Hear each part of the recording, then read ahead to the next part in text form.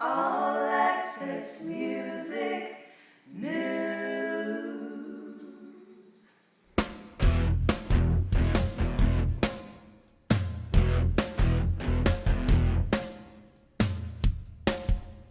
Dale.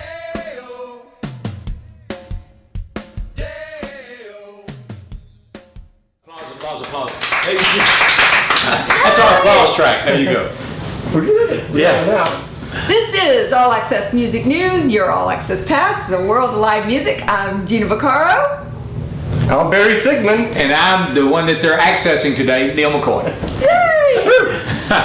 Thank you, Neal, for coming by today. You're welcome. Good seeing y'all again. Yeah, good seeing you too. So, what you been up to? Working. We, we're pretty lucky that I learned a long time ago if you put on great shows and treat people nice, you can work a long time, and we've been able to hang around. We got a new project out. I know we're not supposed to just shamelessly promote our stuff, but I just finished a tribute album that just came out a couple of weeks ago to the guy that got me started in country music in 1981, Charlie Pride.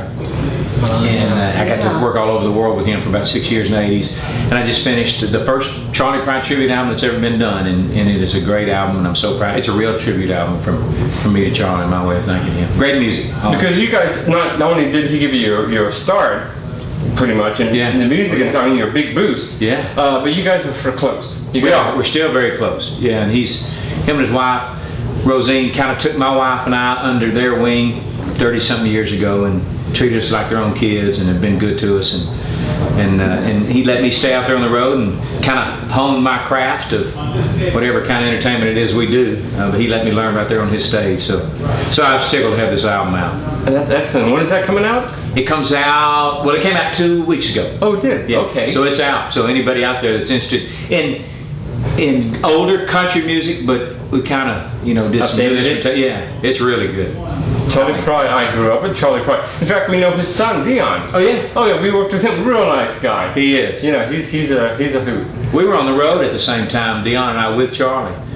When was this? For a few years, in the early 80s to mid 80s. Oh. Yeah, Dion was out playing guitar with him. Was he really? Sure was. So are y'all writing any? Did y'all write anything together? We didn't. These are all Charlie Pride hits. Oh. He's got, and the toughest part of this album was trying to figure out which ones you're going to put on there, because he's got like 30 number ones and then numerous top 5s and top 10s. And we chose 11 great songs and recorded them. Stuff like Kiss an Angel Good Morning and some of the good ones. And we had we had about 3 different guys come in and sang with me. A great singer named Raul Malo from the MAGIX, lead singer and well known in the industry as being a terrific guy and terrific singer, whether he sings lead or harmonies. He sang a song with me, and then Darius Rucker came in and sang Kiss an Angel Good Morning with me, and then my good buddy Trace Atkins came in and sang probably my Charlie Pride favorite song of all time, Roll On Mississippi. So those 3 guys are on there, and then it's just me doing the rest of it. But it's good. Now you have a website? You have some? Where can everybody go out there and look for it? NealMcCoy.com. Pretty simple. We make it simple on people. I'm Neal McCoy. Go to NealMcCoy.com, and you can find out about. And one more thing, again, shamelessly promoting, but I don't give an opportunity to be in front of This is great, folks much. We're working on a sitcom pilot. Really? It's on a Kickstarter right now. Are y'all familiar with what Kickstarter is? Yeah, of course. About Kickstarter. So we're trying to raise money to get that pilot together. Myself and Keith Anderson, another country singer, and a couple of great actors. We're trying to put a pilot together of the sitcom is called Stageville Inc., and it's basically the humor side of the music industry. So it's not reality TV? No, it's just a sitcom. Yeah. Well, it's not one yet, but we're hoping that it will turn into one. I don't think there's ever been a sitcom like that before, is there? No, but Reba had a sitcom. Reba, and it was a great sitcom. Oh, yeah. She did great with that. And didn't Dolly? No, she had a show. Yeah, she had a show. But she didn't have a sitcom. And one of the ladies that's helping us promote it through Kickstarter, Melissa Peterman, was one of the co-stars on Reba. Her next door neighbor. That Reba's husband married, the blonde. Sure. She's been very helpful in trying to help us raise funds for this thing. Wow, that's we'll have to talk later. Aren't you? Yeah, because we just want people to know it's out there and have an opportunity to come maybe back this. And so go to Kickstarter if you want to help out. Go to Kickstarter. What's it under? Stageville Inc. Stageville Inc. Yeah, and then Kickstarter. And help us. We need some help. Please. You don't even need help. Oh yeah, we need Right. help.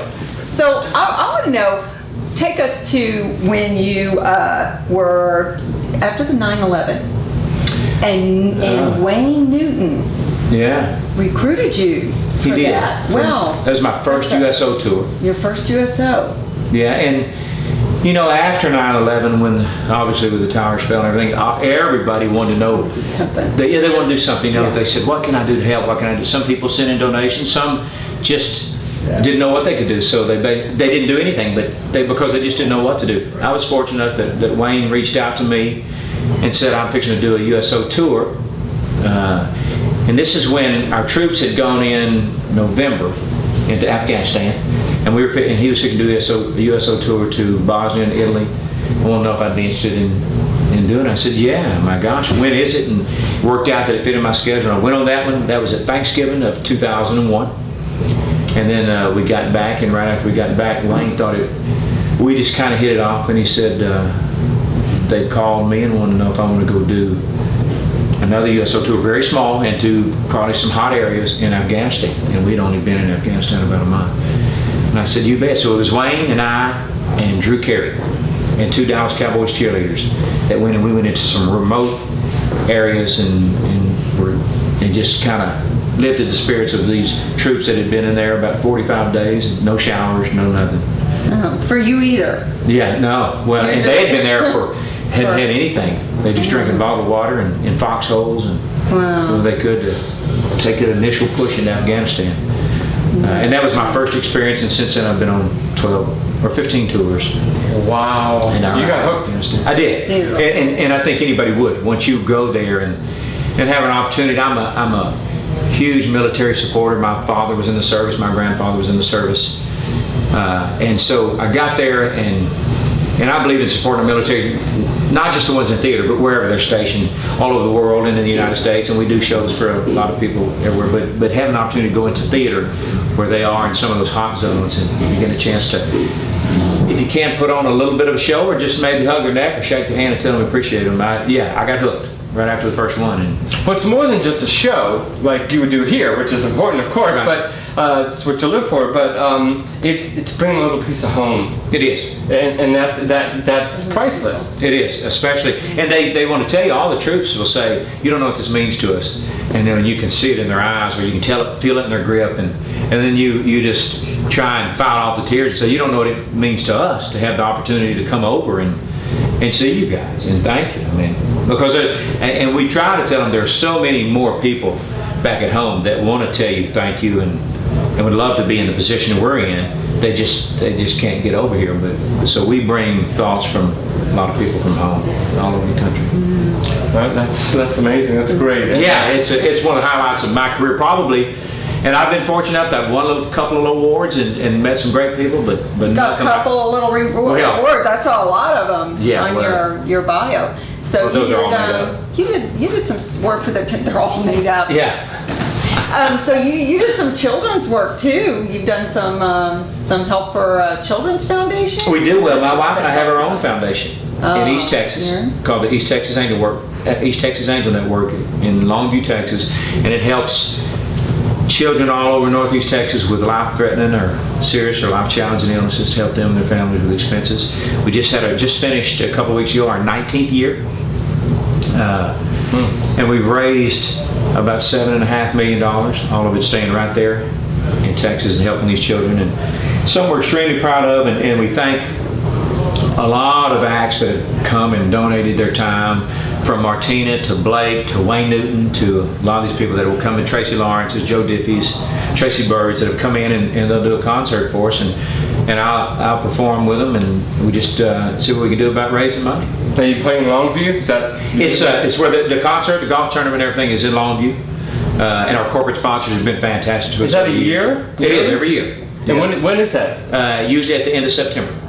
Oh, okay. Yeah. Did you just have one? We did. Just finished up September the 27th, 28th, I think. And who was there this year? It was something really special. Wasn't a big name. Well, Jack Hanna, Jungle Jack Hanna. I don't know if you're. Of course. He's been there for 11 years in a row.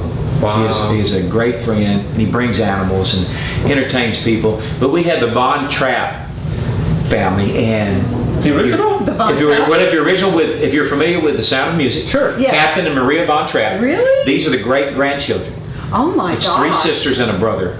Wow. And they come and they do some things from The Sound of Music and a couple of things they've written on their own. And it is when they go to I go to the hills when my heart is lonely, and all 4 of those young voices sing it, it's just like, oh my gosh, this is really great stuff. I didn't But even know they were real. yeah, really they're real. descendants. Wow. Yeah. And Jody Messina came the night before. Oh, shoot, we like Oh, her. we And love so Jody. she came and did, Yeah. it's the first time we've had anybody do a concert for our corporate sponsors on the night before. And we worked with her this summer, and she is so good that I Yeah. begged her to come, and she came on the Wow. Friday night. You and two she should be was- on stage together. I think Well, that would be. she is great. She's a great singer, great She band. is. We see a lot of acts and a lot of great singers, a lot of good shows, but your show is so memorable. You have so much fun doing it. There's so much in it. You just keep rolling. Y'all keep It's talking. real. I'm gonna get. You have Not many this people do. I've never seen you before. And I remember the first time I said, "Who is that?" I mean, he's just running around and he's bouncing around, and you have such this connection with people on stage. You can tell Right. you just really like them. You like doing what you're doing. I do. I enjoy performing. You know, the tough part of this business is traveling and being away from home. That's the toughest part. But boy, if I can get to a stage, I'm usually that's what I like. I enjoy making people smile. That's what I want them doing, and walk away going, wow, that's about as much fun as I've ever had. You know, and the way we do it a lot of times is musically, probably my band's not as great as some others. I'm not as good a singer as some others, but what we do, we take the attitude, especially if we're at festivals or somewhere where we're working with somebody, we're going to outwork them. I mean, if you don't like me when you leave a Neal McCoy concert, it's not going to be my fault.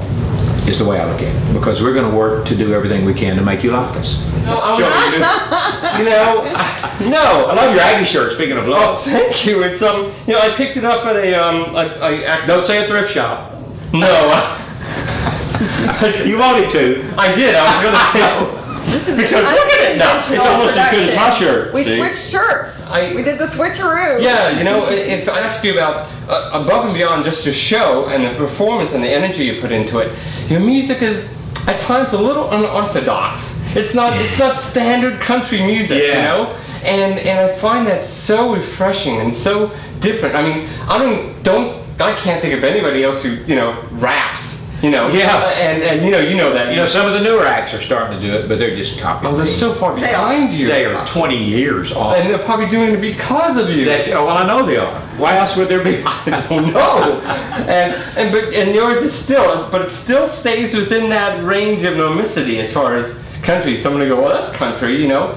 You're not going to get a rap station to play your song, probably. Right, no, that's right. And most of the rap you're talking about is we're rapping the theme song to the Beverly Hillbillies.